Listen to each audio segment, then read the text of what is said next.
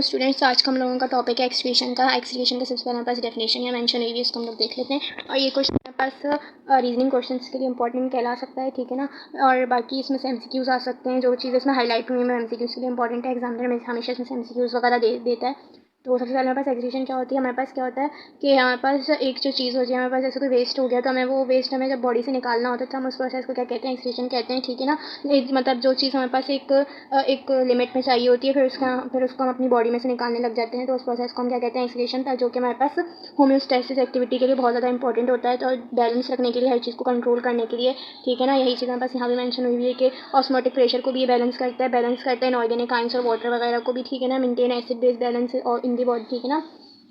तो इसका हमारे पास क्या आ जाता है कि हमारे पास जो होते हैं वेस्ट अब एक तरीके का नहीं होता। वेस्ट हमारे पास क्या होते हैं, अलग अलग तरीके के होते हैं और different types of waste materials होते हैं, जो कि हमारे पास हर जानवर पे डिपेंड करता है, उसके नेचर पे डिपेंड करता है, उसके हैबिटेट पे डिपेंड करता है, ठीक है ना। जैसे हमारे पास वेस्ट आ जाएंगे यहाँ पे CO2 nitrogenous waste including ammonia, urea, uric acid, ठीक है ना, जो कि हमारे पास हर किसी एनिमल में अलग अलग वेस्ट निकल रहा होता है, ठीक है ना। जो अब हम लोग यहाँ पे डिस्कस करते हैं डिटेल यहाँ पे इनकी।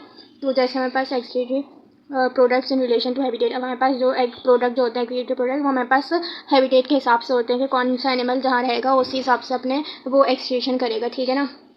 यहाँ पे हमारे पास जैसे major type of nitrogenous base यहाँ वेस्ट यहाँ मेंशन हुए हैं, ठीक है ना। अमोनिया हो गया, यूरिया हो गया, यूरिक एसिड और कैटनिन हो गया। बेसिकली हम इन तीन को डिस्कस करेंगे क्योंकि यहाँ पे हमारे पास इसका ज़्यादा जिक्र नहीं है तो हम इसको ज़्यादा नहीं देखेंगे, ठीक है ना।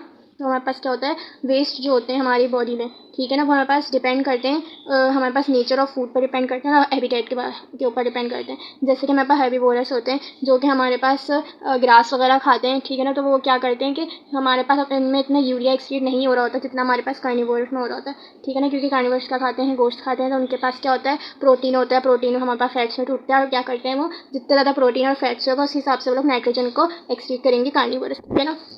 इसके बाद हमारे पास क्या हो जाता है कि दूसरी चीज़ ये है कि ये वाटर पर भी डिपेंड करता है, ठीक है ना, और हमारे पास एनिमल की हैबिटेट पर भी डिपेंड करता है। तो तीन मेन चीज़ें होती हैं जिस पे हमारे पास एक्सक्रीशन डिपेंड करती है, वाटर पे करती है, फूड पे करती है और हैबिटेट पे करती है, ठीक है। उसके बाद हमारे पास आ जाता है कि नाइट्रोजनस वेस्ट जो होते हैं वो एज अ बाय प्रोडक्ट निकल रहे होते हैं due to the break down of protein and nucleic acid. हमारे पास क्या होता है कि हमारे पास जो अमोनिया जो होता है, हमारे पास अमोनिया और यूरिया प्रोड्यूस्ड होता है।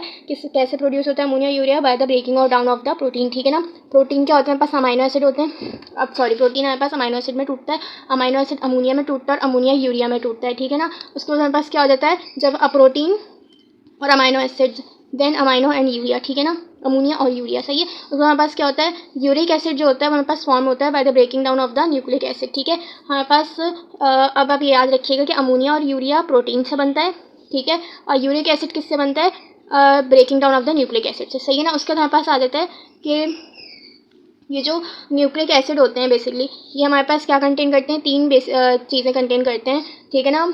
उसमें से हमारे पास क्या क्या आ जाते हैं कि हमारे पास न्यूक्लिक एसिड में क्या होता है कि हमारे पास फॉस्फेट ग्रुप होता है, पेंटोज शुगर होती है और नाइट्रोजनस बेस होते हैं, ठीक है ना। हमारे पास नाइट्रोजनस बेस न्यूक्लिक एसिड में तीन तरह के होते हैं, एक हमारे पास दो तरह के होते हैं, हमारे पास प्यूरिन होती है, एक हमारे पास पाइमिडीन होती है। प्यूरिन क्या होती है, हमारे पास डबल रिंग वाली होती है और पाइमिडीन क्या होती है, हमारे पास सिंगल रिंग वाली होती है। जैसे कि आप लोगों ने देखा है प्यूरिन हमारे पास एडनिन और ग्वानिन होते हैं क्योंकि उनमें हमारे पास डबल रिंग होती है। पाइमिडीन क्या होते हैं, सिंगल रिंग वाले होते हैं, जैसे कि हमारे पास साइटोसिन आ जाएगा, थायमिन और यूरेसिल आ जाएगा। तो पाइमिडीन हमारे पास सिंगल रिंग वाले होते हैं, ठीक है ना। उसके बाद हम आगे बढ़ते हैं तो हमारे पास लिखा हुआ है अमोनिया जो होता है ना, यहाँ पे जैसे लिखा हुआ है हमारे पास क्या होता है, जो हमारे पास जो एनिमल्स जो हमारे पास ज़्यादा पानी में रहने वाले होंगे, जो एक्वेटिक प्लेसेस में रहते होंगे, तो वो क्या सीक्रेट करेंगे, large amount of the ammonia, ठीक है ना। तो हम उनको क्या बोलते हैं, एनिमल्स को जो अमोनिया से एक्सक्रीट करते हैं तो उनको हम कहते हैं अमोनियोटैलिक, ठीक है ना। बिकॉज हमारे पास अमोनिया जो होता है उसको बहुत ज़्यादा वाटर रिक्वायर्ड होता है अपनी टॉक्सिसिटी को रिमूव करने के लिए। तो जो अमोनिया है वो ऐसे एनिमल्स में से निकलेगा जिनके पास ज़्यादा वाटर अवेलेबल होगा, तो ताकि वो अमोनिया की जो टॉक्सिसिटी है वो जल्द से जल्द रिमूव कर सकें, आराम से रिमूव कर सकें। लेकिन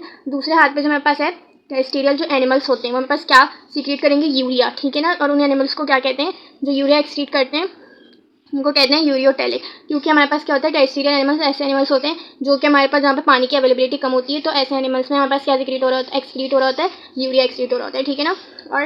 और जो हमारे पास जो एनिमल्स जो यूरिक एसिड को एक्सक्रीट करते हैं उनको हम कहते हैं यूरिकोटैलिक, ठीक है ना। क्योंकि हमारे पास यूरिक एसिड और यूरिक एसिड और यूरिया जो होता है हमारे पास ऐसे एनिमल सीक्रेट करते हैं, टेरेस्ट्रियल एनिमल सीक्रेट करते हैं जहाँ पे पानी की अवेलेबिलिटी कम होती है, ठीक है ना। उसके बाद हमारे पास क्या आ जाता है अमोनिया, उसके हमारे पास आ जाता है कि latter two products require comparatively less amount of water, ठीक है ना। अमोनिया को सबसे ज़्यादा वाटर रिक्वायर होता है, जबकि यूरिया और यूरिक एसिड को कम से कम पानी चाहिए होता है। यहाँ पे मेंशन भी हुआ है लेस अमाउंट ऑफ वाटर इसको चाहिए होता है, ठीक है। इसको हमारे पास